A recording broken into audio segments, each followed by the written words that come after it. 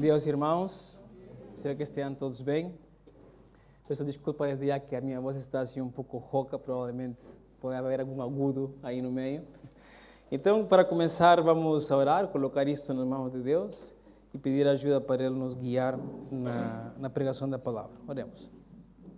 Te agradecemos, Senhor, porque mais um dia estamos perante Ti, sabendo que nós, Senhor, pois somos criaturas limitadas, precisamos da Tua revelação para Te conhecer.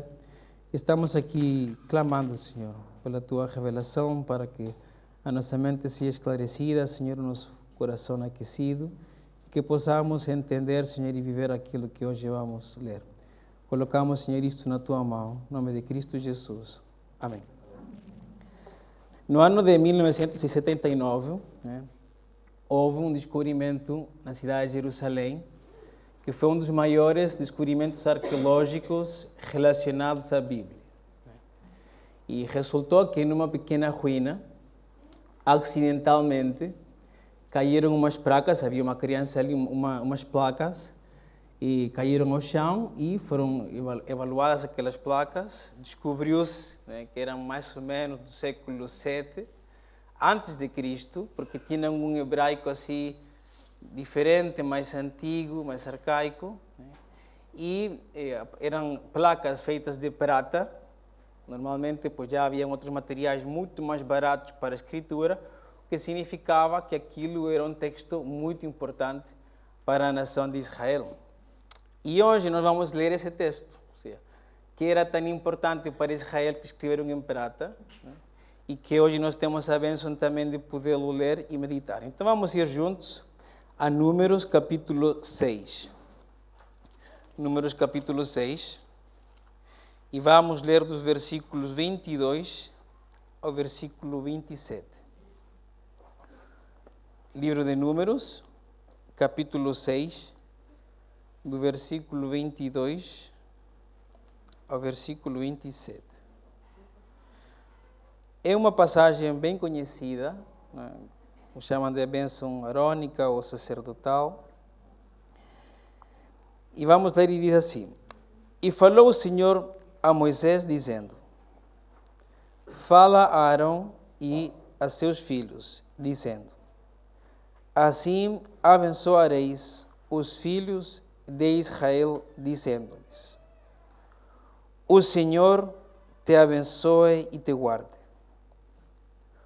O Senhor faça resplandecer o seu rosto sobre ti e tenha misericórdia de ti. O Senhor sobre ti levante o seu rosto e te dê paz. Assim, porão o meu nome sobre os filhos de Israel, e eu os abençoarei. Esta bênção que Deus determinou para a nação de Israel, como a passagem diz, tinha que ser feita por Arão ou um dos seus filhos. Era parte do ritual que havia, essa bênção que eles pronunciavam. E quando nós podemos ver esta bênção, nós podemos notar algumas ênfases quando nós lemos. Uma é a constante repetição de Senhor. Porque gramaticalmente não é necessário pô-lo tantas vezes. É suficiente pôr: o Senhor te abençoe, te guarde, faça resplandecer, tenha misericórdia sobre ti levante o seu rosto e te dê paz. Se pensamos, é suficiente. Mas de facto Deus repete o seu nome constantemente. O Senhor faça, o Senhor sobre ti. E o versículo 27 nos dá um esclarecimento do porquê. E ele diz assim: Assim porão o meu nome sobre os filhos de Israel. Era uma maneira pública na qual Deus faria entender ao povo que ele estava a pôr o seu nome em Israel, na nação de Israel. Ou seja, a sua fama, a sua dignidade iria descansar sobre esta nação, e Israel devia entender isso. Deus estava a dar-lhes este privilégio. Lembro-me quando eu entrei no secundário, era uma escola que tinha que ter uma entrevista com, alguns alunos tínhamos que ter uma entrevista com a diretora, e quando fui com a minha mãe e a diretora estavam ali, Andrés Torres, disse, e ela pesquisou e descobriu que era filho da Reisi Torres, que é minha irmã, que é 11 anos mais velha. Ela lembrava-se bem que tinha sido uma boa aluna, né? Então, tu és irmão da Reisi. E depois foi pesquisando e também és irmão da Elsie, que era outra irmã, que estava por acabar o secundário. Então, já tinha certa fama o Torres pelas minhas irmãs. Acho que eu estraguei a fama toda. Mas já havia uma fama, ou seja, se iam estar bem conscientes disso, já havia um peso para ela, para a diretora, que tinha também sido professora delas, do apelido Torres, né? Então, foi assim um impacto para mim saber que sabia mais ou menos quem era a minha família. Com Israel acontece o mesmo, ou seja, Israel, Deus, na sua soberania, os chama para eles serem os seus representantes na terra. É isso que significa dar um nome, como dar um apelido, né? Não é por acaso que o apóstolo Paulo, na carta aos Romanos, exortando aos judeus, vai dizer: por causa do vosso mau comportamento, é que os gentios blasfemam o nome de Deus. Não tinham sido um bom exemplo, e isso criou que os judeus, que os gentios falassem mal de Deus, pelo mau exemplo dos judeus. Então, Israel devia estar bem consciente que esse nome magnífico, esse nome que traz a lembrança, santidade, poder, que é o nome do Senhor, nós não sabemos exatamente como se pronunciava, alguns chamam Jeová, Yahweh ou Javé, pois é indiferente neste sentido, mas o importante é entendermos que era um nome importante, a tal ponto que forma parte dos 10 mandamentos, né? Que não devia ser blasfemado, né? O nome de Deus. Então, reparem, Deus está a dizer isto ao povo: o meu nome vai descansar sobre vós e vai descansar por causa da minha bênção. Como que Deus está a adotá-los, está a dizer: olha, vocês vão herdar o meu nome e eu vou abençoá-los.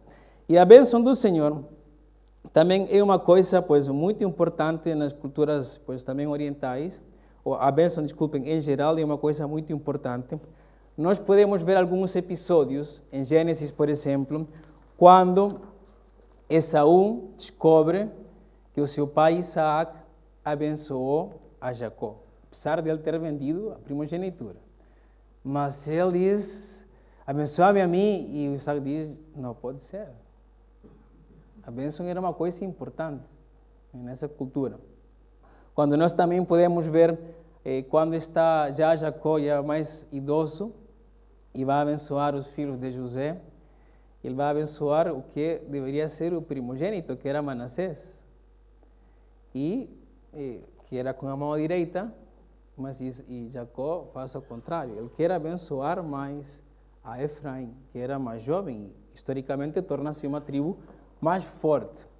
Depois nós podemos ver, inclusive, no livro de Números, que esperamos um dia poder meditar também nessa passagem, como um rei quis amaldiçoar a nação de Israel e contratou uma espécie de profeta que nós conhecemos pouco dele, que aparece na história, que é Balaão. E ele não consegue amaldiçoar, porque nenhum homem consegue amaldiçoar aquilo que Deus abençoa. Consegue. O nome de Deus está numa nação e ninguém consegue tirá-lo. Então nós vemos como a bênção do Senhor é uma coisa muito importante, o seu nome é uma coisa muito importante.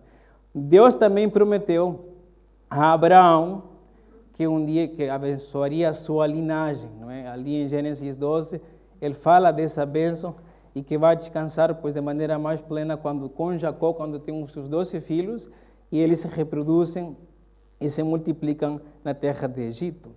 E é isso que nós podemos ver então do Senhor para Israel. Ele está a dar o seu nome, e para dá-lo precisa ser uma nação forte, uma nação que resista, uma nação santa, que é uma nação unida.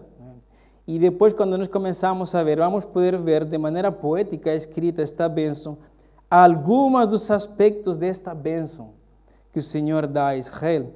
E vamos ir ao primeiro, que está no versículo 24. Diz assim: o Senhor te abençoe e te guarde. O Senhor te abençoe e te guarde. Quando nós estamos a falar da bênção do Senhor, estamos também a entender que é um Senhor que está a garantir o sucesso, a legitimar a vida de uma nação ou de uma pessoa, que está a garantir o bem-estar da nação de Israel. Nós podemos ver como tem resistido durante séculos. Depois fala-se da guarda, ele diz assim, que o Senhor te abençoe e te guarde. Alguns falam que estas são palavras complementares, não são necessariamente coisas totalmente diferentes. Ou seja, o Senhor havia de proteger a nação de Israel. Esta palavra guardar é a mesma palavra que o Senhor deu como ordem a Adão no jardim, que diz guarda o jardim. Ou seja, que o sustentasse, que o cuidasse, que tomasse conta dele. Então, Deus está aqui a garantir bem-estar, proteção, atenção para a nação de Israel. Não é por acaso que o salmista, em Salmo 121, 4, eis que não tosquenejará, nem dormirá o que guarda Israel. Ele vai estar atento às suas necessidades. A bênção do Senhor continua, e vamos agora ver o versículo 25. Diz, o Senhor faça resplandecer o seu rosto sobre ti, e tenha misericórdia de ti. O Senhor faça resplandecer o seu rosto sobre ti, e tenha misericórdia sobre ti. Pois nós sabemos que Deus não tem um rosto, uma cara como nós temos. É claro, esta é uma figura que se faz muito na Bíblia para entender um pouco como Deus reage. A mão de Deus, fala Neemias e Esdras. Quando Deus dá as costas à sua nação, são partes do corpo que são identificadas para passar uma mensagem. E quando nós entendemos o rosto, nós estamos a falar nada mais e nada menos do que a presença do Senhor, da glória do Senhor. E neste caso, ela é relacionada com luz. A luz, em todas as escrituras, sempre tem uma conotação positiva da presença de Deus, da santidade de Deus, da glória de Deus. E nós não podemos ter uma plena certeza aqui, porque é uma linguagem bastante poética, mas podemos ver que isto é uma gama de interpretação, porque quando se fala de Deus resplandecer o rosto sobre ti, é quase inevitável lembrar-nos de um episódio no qual Moisés, essa palavra, em Éxodo, que falou com Deus muito tempo, e quando voltou a estar com o povo, diz que sua cara brilhava. Havia algo, então ele, durante um tempo, colocou um véu. Sua cara ficou, sem ele saber, se com mais reluciente, não sei exatamente como, mais jovem, mais branca, não sei. Mas a questão é que passava a ideia de que tinha estado com Deus cara a cara. Havia tido um tempo de comunhão, de proximidade com Deus. Tinha tido esse grande privilégio. A bênção continua, e depois nos é dito que também Deus teria misericórdia de ti.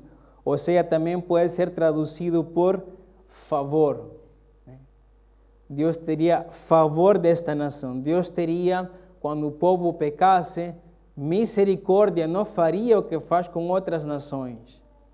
Ele teria, assim, graça sobre a nação. Então, podemos ver que a nação começa com uma bênção que trata das questões mais externas, como a proteção, o bem-estar, a abundância e muitas outras coisas. Vemos aqui uma questão mais pessoal, de comunhão, de interação direta com Deus, de salvação relacionada à misericórdia. A bênção continua, e a última frase no versículo 26 nos é dito: o Senhor sobre ti levante o seu rosto e te dê paz. O Senhor sobre ti levante o seu rosto e te dê paz. É a segunda vez que aparece o rosto do Senhor, só que agora aparece de uma maneira diferente, que é levantar o rosto. Aqui entende-se isto como uma forma de contrária a dar as costas, né? Ou a esconder o rosto, como alguns salmistas falam, não escondas o rosto de mim. Isso significa, ou seja, atende a minha oração.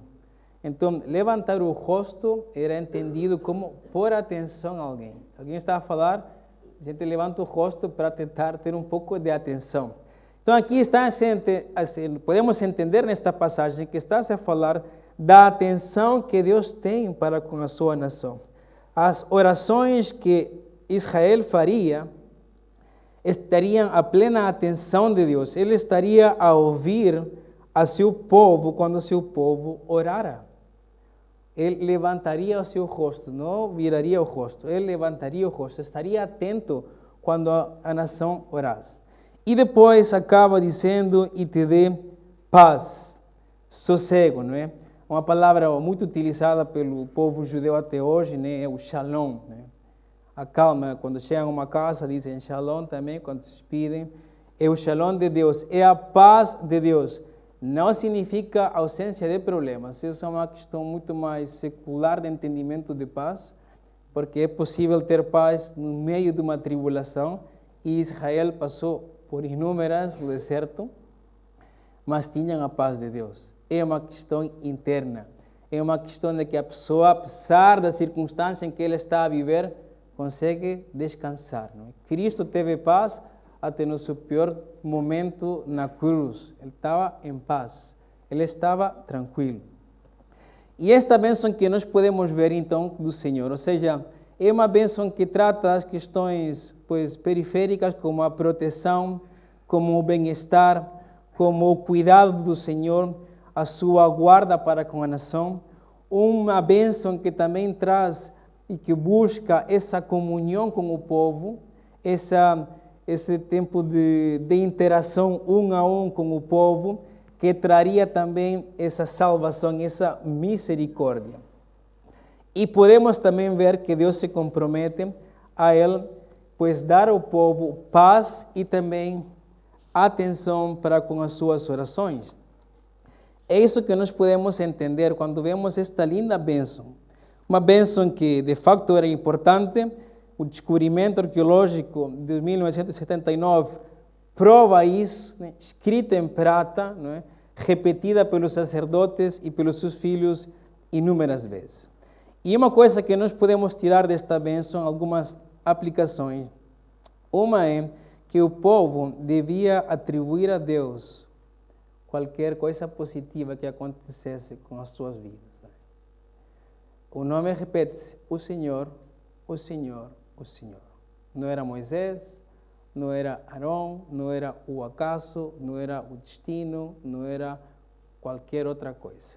Era o Senhor. E isto para nós nos deve fazer entender também que como povo do Senhor que nós somos, porque a carta de Pedro fala isso, nós somos o povo de Deus hoje em dia, devemos entender que nós também devemos atribuir ao Senhor qualquer coisa que acontece na nossa vida. A proteção do Senhor, às vezes, parece que não nos está a proteger, mas a soberania, de facto, é que Deus até o mau controle, Ele não deixa passar. Ele diz até aqui, e esse até aqui pode ser às vezes duro, nos pode atingir, mas nunca vai estar fora do controle da mão de Deus. É o Senhor também que nos dá essa comunhão que nós podemos ter. É uma bênção que Ele nos deu, não foi uma coisa conquistada a salvação, não é uma coisa conquistada podermos ter uma vida de oração.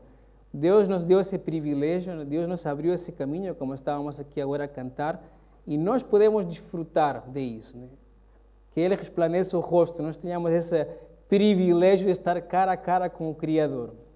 E também podermos desfrutar dessa paz com o Senhor, de ter a certeza de que quando nós começamos a orar, Deus, irmão, nos está a ouvir.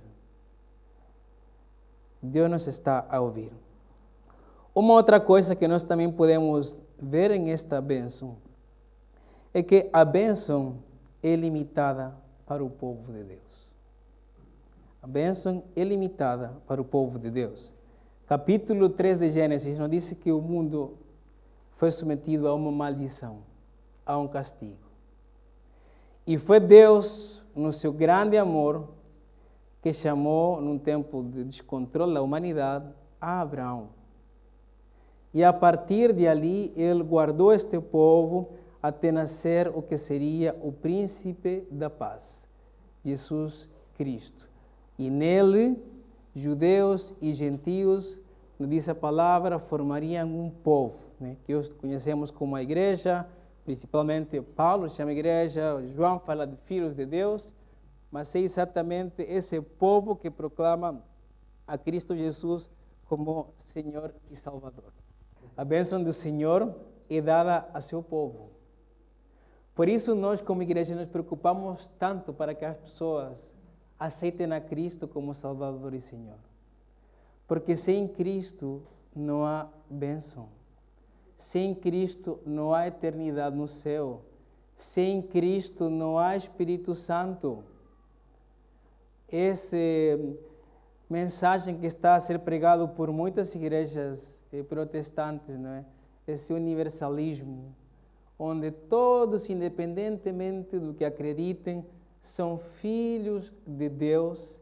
Nós acreditamos totalmente, estamos convencidos que isso não tem sustento na Bíblia e é uma mentira, é uma heresia que o diabo colocou neste mundo para a pessoa dizer, olha, então não é necessário eu acreditar em Cristo, não é necessário preocupar-me por ser parte desse povo de Deus.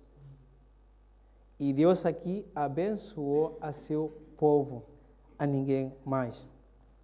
Nós também, quando podemos ver esta bênção, podemos ir um pouco mais à frente, caminhando nas Escrituras, e vamos entender também que o nome no qual Deus coloca esse peso, né? esse peso de santidade, de poder, de glória, que poderá ser pronunciado como Javé, ou Jeová, ou Yahweh, agora passa a ser o nome de Jesus Cristo. Esse nome de Jesus Cristo, e uma frase que aparece muito no Novo Testamento, em nome de Jesus Cristo, né? Lá no Sinédrio, em Jerusalém, quando quando Pedro e João fizeram um milagre, eles queriam saber em que nome fizeram isto. E eles, sem duvidar, em nome de Jesus de Nazaré.